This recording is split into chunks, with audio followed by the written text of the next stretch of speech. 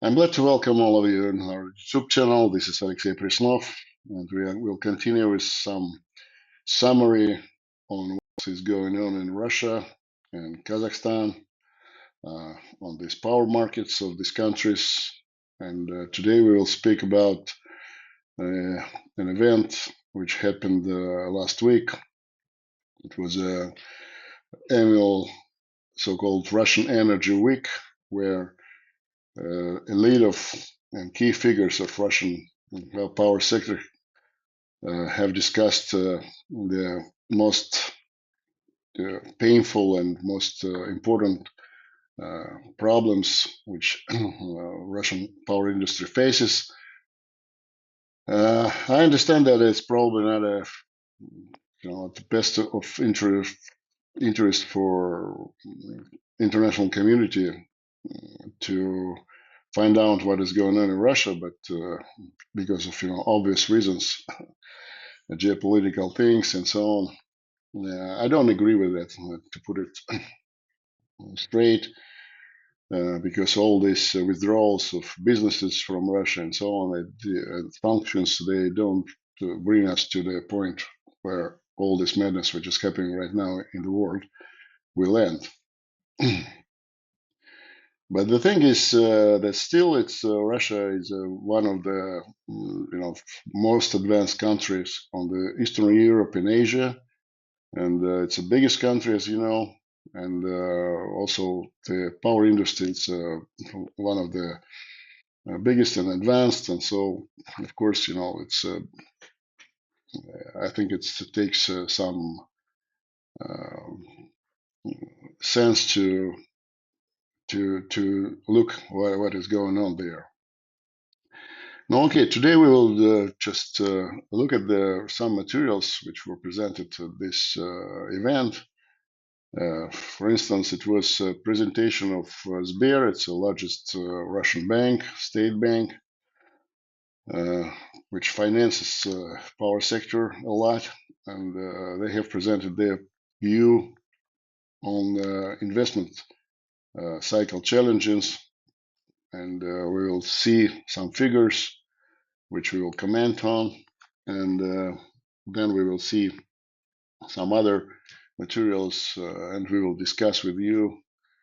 Probably it will be useful for you, and also we will mirror this situation which is taking place in Russia to other countries, to Kazakhstan in particular, because it's very similar in terms of investment market and in terms of problems which both countries face. Okay, let's start. It was a presentation, as I said, it was a breakfast, business breakfast last Friday, and they have presented these materials. The presentation itself is in Russian, but I will comment what is going on, what it's all about. They say that on the first glance in the industries, everything is stable, and it's about 2% of share in GDP. It's this turnover of industry is 9.6 trillion rubles. Then it's 1.6 million personnel.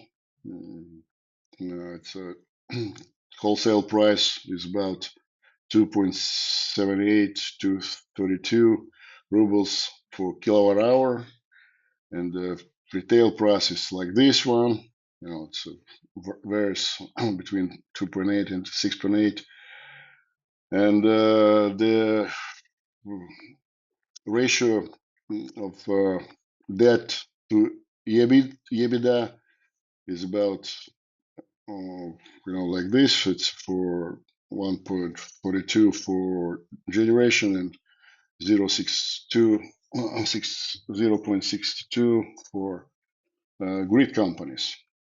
So everything looks very nice, more or less, from the point of view of bankers. But if we see the picture of areas of surplus and deficit in Russian power system this year, we will see that there are some this, local deficits, like in the southwest of East, on the southwest of Russia, in the European part, it's about 5% deficit we faced this year in summertime, in August in particular. And also there is about 24% of deficit in southeast of Siberia system. It's near Irkutsk, near Baikal Lake. If we look to the projection for 2042, for 18 years ahead, and continue as of today's scenario, you will see that this deficit will increase substantially in some areas. It's about 15%. It's about Crimea. It's 13%. The southwest of, let's say, Krasnodar area, where Sochi and the Black Sea. Again, this southeast of southeast of Siberia, near Baikal Lake, and here also it's Yakutia, and closer to Far East we see some other figures which shows and display some deficit, because this is scenarios as of today, so it means that we don't build anything, we just continue as it is, just going as as it is. Then we see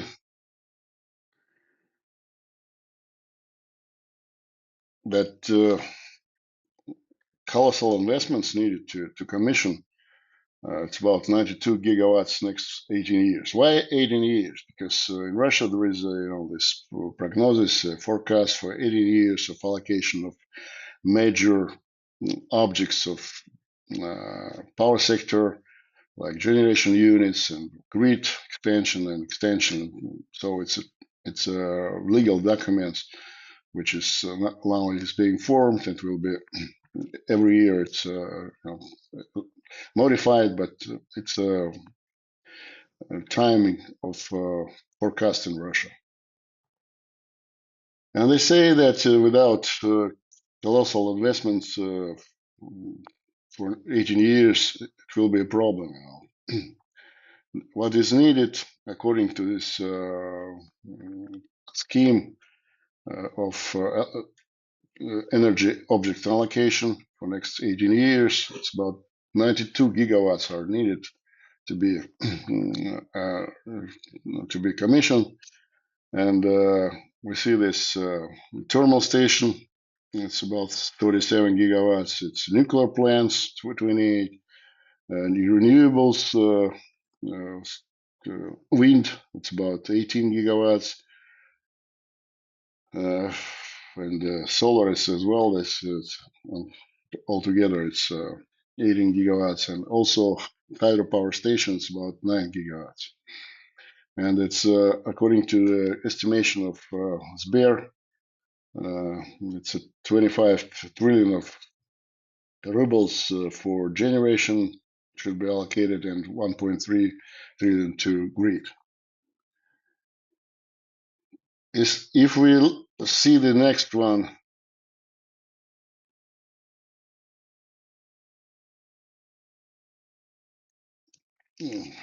that capex lately for last few years is growing tremendously for all stations. It used to be 2021. It was like it's in thousands rubles, no, 1,000 rubles. Roughly, it's you can just 1,000 ruble. It's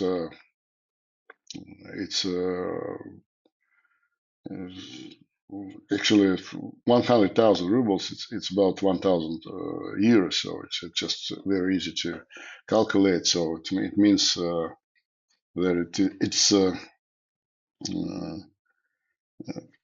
it used to be 120,000. It's so it's about 1,200, 1,200 euros, and now it's per kilowatt and now it's 237. It's 232,370 euros if you calculate. So it's about more than 2 times. Also for it's on the gas station, gas fired, and coal fired.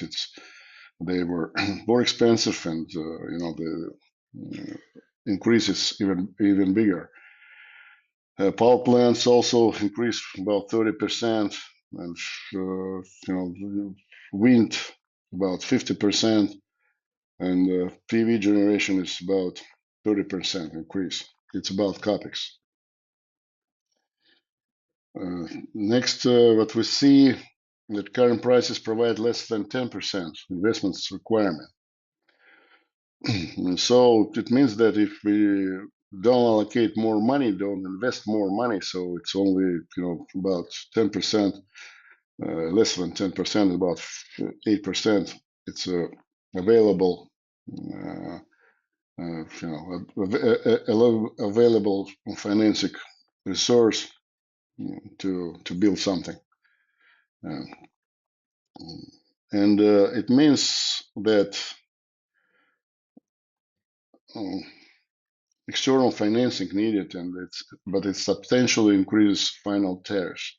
Why? Because without credits, without loans, it's capex is 2.5, for instance. It's for gas-fired generation, and opex is 2.1, and altogether it's LCE without credit, without financing, external financing.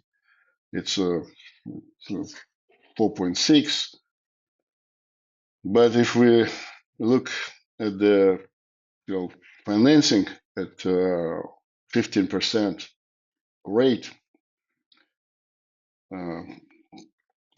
which is more or less, because now it's about 19%, and they just put it like average on 15%. Perhaps it's going to be less, but who knows? It's 2.9 more.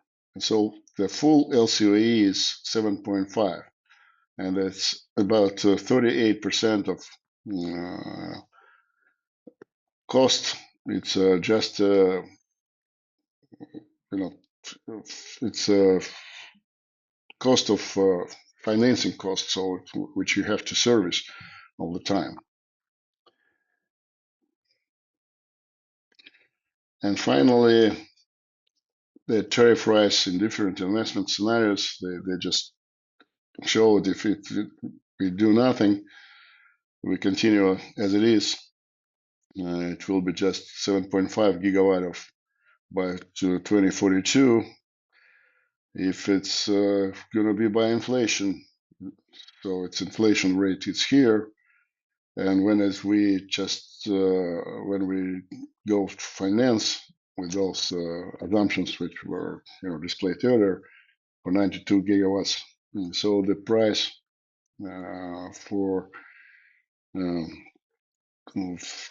final tariffs will be 70% more than inflation rate by the same year. So it means that it will be ahead of inflation. This final tariffs will be ahead of inflation for 70%, which is very. That means the price for electricity, for power, for economy will increase about 70% at minimum. This is how it goes, and so it means that it's a very complicated task and very big challenges face a Russian power sector, and why it's so, we will see on some other presentation. And this is presentation of former Deputy Minister of Energy, Russia. He also on the same event, he produced this presentation and commented on that. It means it's underinvesting into Russian power sector. chairman of board, market council now is Pavel Snickers. Let's see, investment cycles into Russian and Soviet power industry. And there is a statistic data from 1965 to the present time. And we see that it's Soviet times, especially from 65 to 90, to the beginning of 90s, it's 1990. It was a very impressive investment rate at that time. And so they have built those facilities, generation facilities, grid and everything which is being used, still being used by Russia, by other former Soviet Union countries. But of course, in the 90s, we see that investments dropped down here. And then starting from 2005, approximately, they increased again because of, it was reform of power sector in Russia. But the rate and the speed of this investment year to year, it was not so impressive, not so high it used to be in the Soviet time. And if we look at the figures, absolute figures, we'll see that this year we see this, as I said, this drop of investments, and accrued under investment for 30 years. They have calculated like 37 trillion rubles, which is a very huge sum, and approximately the same. If we look back to previous presentation, they were talking about 24 trillions, but I think this is more accurate data in this presentation because system operator of Russia also they have calculated on their own, and their estimation is about 40 trillion rubles are needed to invest into Russian power sector to meet all those challenges which face the industry and the country in general. And finally, they just present here why this capex elevates so high, because since 2021 up to now, the prices went up substantially in Russia for everything, in industry prices, and there's a ratio of inflation, grid tariffs, and consumer prices index. We see here this is ratio inflation for in industry, cost for construction, for machinery, for everything. We see it's very high, especially in 2022. No, this is obvious why it was 2022, but now it's a little bit stabilized, but still it's about 16%. And if you look at continuous grid tariffs, they just it's this one, this brown one, golden one line. It's only 5%, and also the index of consumer prices, it's about 9%, but industrial inflation is much higher. That's a problem, and that problem, which actually makes very difficult for Russia to continue with development of their power industry. And the problem is that the current model of Russian market doesn't cope effectively with all those challenges. It's even more aggravated situation in Kazakhstan, because in Kazakhstan the situation is the same. We have to, if we look at back to the first presentation, and we see here they say about 92 gigawatts needed to be constructed and commissioned within the next 18 years. And this is about a third of Russian current power system capacity, because it's about 250 gigawatts.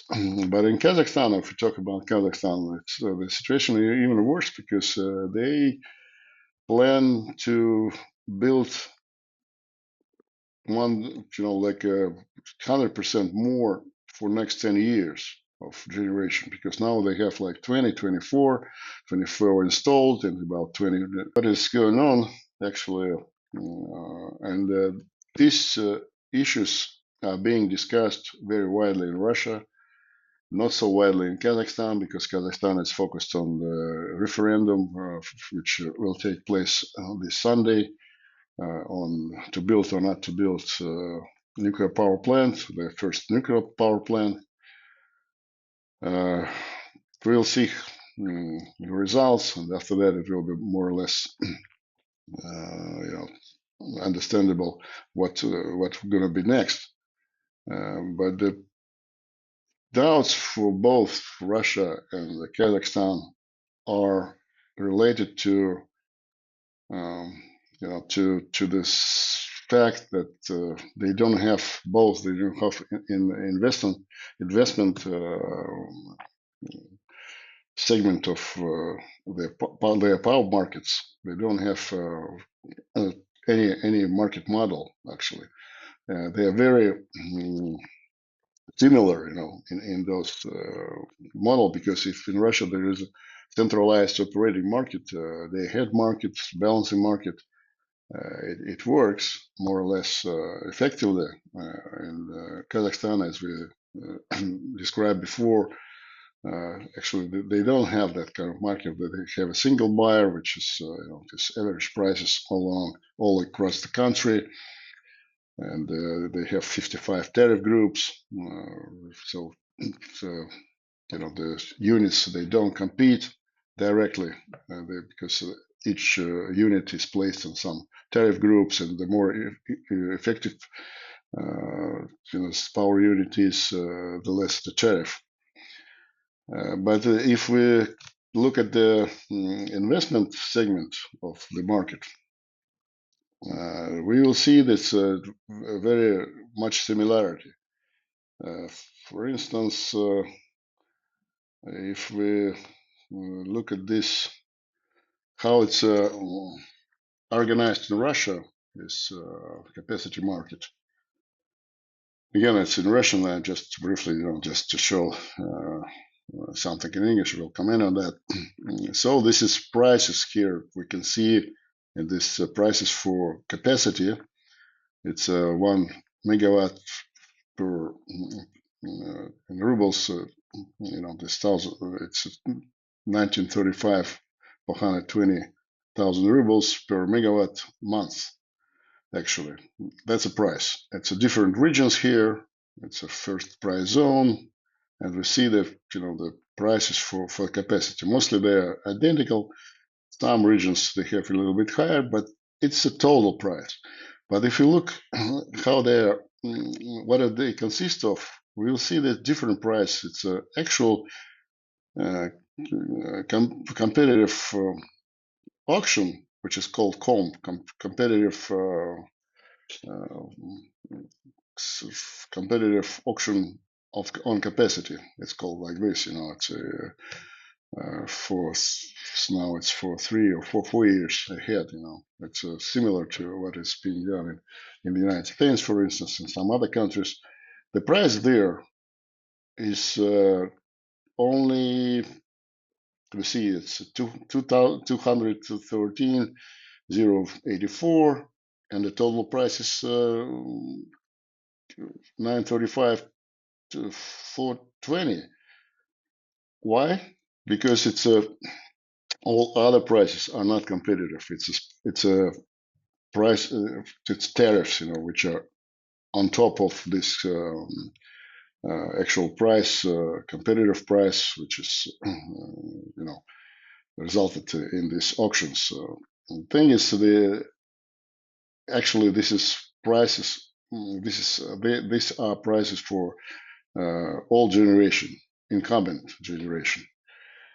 And all these new projects, they have different price. They have like this here. We see this, it's called DPM, which is capacity delivery agreements. It's new stations or new units, and they are recouped through these special tariffs which they have here. And then they are, again, consist of different, it's a thermal plants here, it's nuclear and hydropower, and so on. Also, here's renewables. They're included here. So all these different, different units and different station and different kind of generation, they have their own price. It's not a marginal single price for everything, for all participants, as it, for instance, in Great Britain or United States. And that means that incumbent generation, old generation, and new generation or modernized generation, they don't compete directly with each other. In Kazakhstan, this picture is looks very much the same. They have even worse, I put it so, because they have much higher prices because they don't have this, as I said, the real competitive day-ahead market. So there is no inframarginal income there, and so the price. And both countries, at the same time, they need to rebuild their industry. Basically, they have to, in Russia, for next 18 years, they have to replace like third of current capacity. And as I said, in Kazakhstan, they want to double new capacity in the next 10 years. That's a problem how to do that, and that's is being discussed. And the main problem is related to, as it's obvious, it's related with the cost of money, as it was shown. This presentation was there, and how to solve this problem, how to make this capacity market or investment sector effective in both countries. It's a very huge task which has to be somehow resolved, and we are trying to to research this task and this topic, and we will see. Also, there are some other conferences taking place right now in Russia, and there are some ideas in Kazakhstan, and we also have some ideas, and we will share our views on that next time probably. And thank you for watching. Thank you for attention. I hope we just give you some ideas, probably not a full idea, but some ideas what is going on power to market of Russia and Kazakhstan. Thank you.